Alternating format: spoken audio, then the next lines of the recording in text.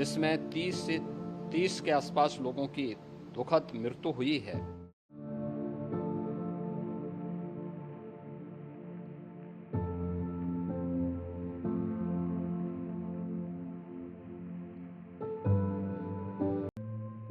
उनतीस जनवरी त्रिवेणी का संगम जो खचाखच भक्तों से भरा हुआ था। रात के करीब 1:30 बज रहे थे। भक्त बस मौनी अमावस्या के शुभ मुहूर्त का इंतजार कर रहे थे। जो लोग कल शाम को पहुंचे वो सीधे संगम तट पर पहुंच गए और वहीं बिस्तर डालकर लेट गए।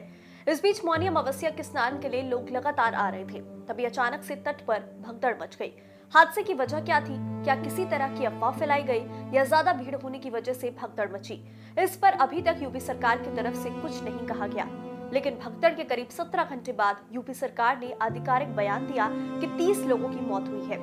ब्रह्म मुहूर्त में 1 बजे से 2 बजे के बीच मेला क्षेत्र में अखाड़ा मार्ग पर भारी भीड़ का दबाव बना और इस भीड़ के दबाव के कारण बैरिकेड्स टूट गए और भीड़ अनियंत्रित हो गई। बैरिकेडिंग कूदकर जाने में लोग उन परिवारों पर गिर गए जो वहां सो रहे थे। इसके बाद लकड़ी की बल्ली टूटी तो भीड़ अचानक लोगों को रौंद कर इसी भगदड़ में जो लोग सो रहे थे या स्नान करने जा रहे थे वो दबकर घायल हो गए, जिसमें एम्बुलेंस के जरिए लगभग 90 घायलों को अस्पताल तक पहुंचाया। लेकिन 30 श्रद्धालुओं की दुखद मौत हो गई। 30 में से 25 की पहचान हो चुकी है और शेष की शिनाख्त की जानी बाकी है। कुछ लोग बाहर के प्रदेशों के भी इनमें से हैं, जैसे किन राज्यों के भक्तों की मौत? कर्नाटक के 4, असम गुजरात से 1-1। असम गुजरात से 1-1 की मौत हुई है, जबकि कुछ घायलों को परिवार के सदस्य को लेकर चले गए हैं और 36 घायलों का इलाज स्थानीय मेडिकल कॉलेज में चल रहा है। श्रद्धालुओं की सुविधा के लिए मेला प्रशासन द्वारा हेल्पलाइन नंबर 1920 जारी किया गया है। लेकिन सवाल यह है कि भगदड़ मची क्यों? भगदड़ के 2 कारण हो सकते हैं। पहली वजह, अमृत स्नान की वजह से ज्यादातर पंटन पुल बंद थे। इसकी वजह से संगम पर लाखों की भीड़ इकट्ठा होती चली गई, जिसकी वजह से बैरिकेड्स में फंसकर कुछ लोग गिर गए। ये देखकर भगदड़ मच गई। दूसरी वजह, संगम पर एंट्री और एग्जिट के अलग अलग रास्ते नहीं थे। लोग जिस रास्ते से आ रहे थे उसी से वापस जा रहे थे। ऐसे में जब भगदड़ मची तो लोगों को भागने का मौका नहीं मिला, जिसके चलते यह हादसा हो गया। हालांकि महाकुंभ में 29 जनवरी 2025 का दिन इतिहास के पन्नों में दर्ज हो गया है, क्योंकि इस दिन भगदड़ में 30 लोगों ने अपनी जान गंवाई, वहीं 90 लोग इस हादसे में घायल हो गए। भगदड़ का जिक्र करते हुए सीएम योगी की आंखें भर आई। उन्होंने क्या कुछ कहा, आप भी सुनिए। जिसमें 30 के आसपास लोगों की दुखद मृत्यु हुई है। 36 घायलों का प्रयागराज में उपचार चल रहा है। शेष घायलों को उनके परिवार के सदस्य लेकर के चले गए हैं।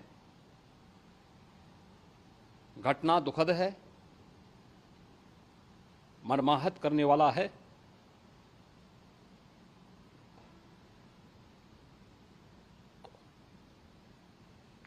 उन सभी परिजनों के प्रति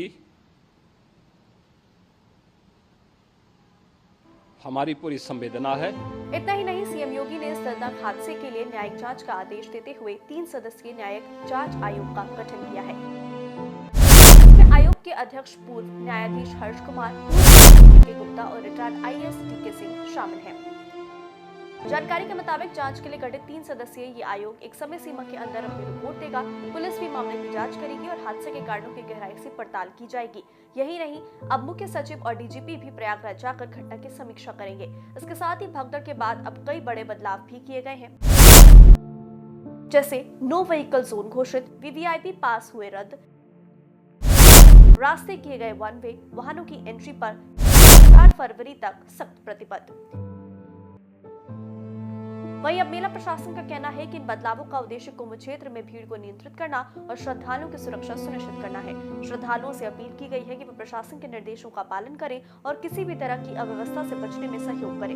रिपोर्ट्स की माने तो महाकुंभ में मौनी अमावस्या के अवसर पर 7.5 करोड़ से ज्यादा लोगों ने स्नान किया है, जबकि अब तक करीब 15 करोड़ श्रद्धालु आस्था की डुबकी लगा चुके हैं।